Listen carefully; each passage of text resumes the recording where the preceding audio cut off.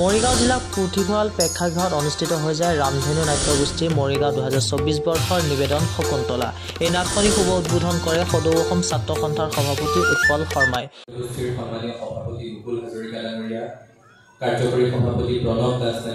অভিজিত মহন্ত আৰু বিকাশ ডেকাৰ নাট্যৰূপত পুলেন কাকতিৰ পৰিচালনাত শকুন্তলা আৰু বধজন নাটখনি যোৱা নিশা অনুষ্ঠিত হৈ যায়।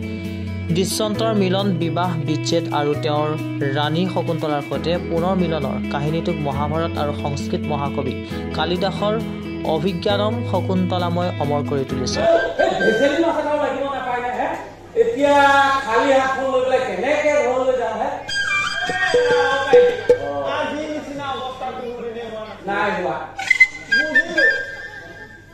আৰু এনেদৰে মৰিগাঁও জিলা পুথিভঁৰাল প্ৰেক্ষাগৃহত অনুষ্ঠিত হয় ৰামধেনু নাট্যগোষ্ঠীৰ 2024 বৰ্ষৰ নিবেদন শকুন্তলা।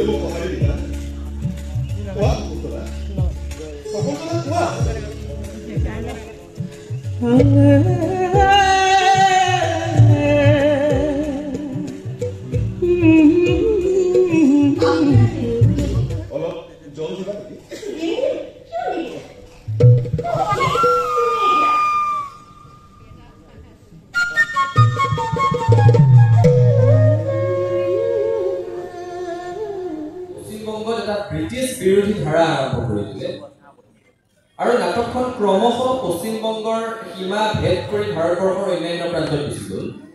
1875 চনত লক্ষ্ণৌত নাটকখন মঞ্চস্থ হওঁতে ব্ৰিটিছ পুলিচে মঞ্চ লণ্ডভণ্ড কৰি নাটক বন্ধ কৰি দিলে।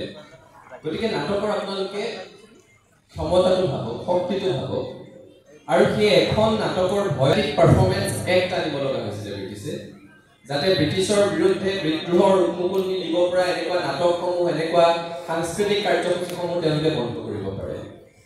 অসমতো যদি সেই ধাৰাটো চাই আমাৰ স্বাধীনতা সংগ্ৰামৰ সময়ত ৰূপকোঁৱৰ জ্যোতিপ্ৰসাদ আগৰৱালা, কলাগুৰু বিষ্ণু ৰাভা তেখেতসকলৰ নাটকসমূহ যদি চাই সকলোকে অনুপ্ৰাণিত কৰিছিলে, সমাজৰ সৈতে একত্ৰিত হ'বৰ কাৰণে, জাতিৰ প্ৰতি প্ৰেমেৰে প্ৰতি উদ্বুদ্ধ কৰিছিলে।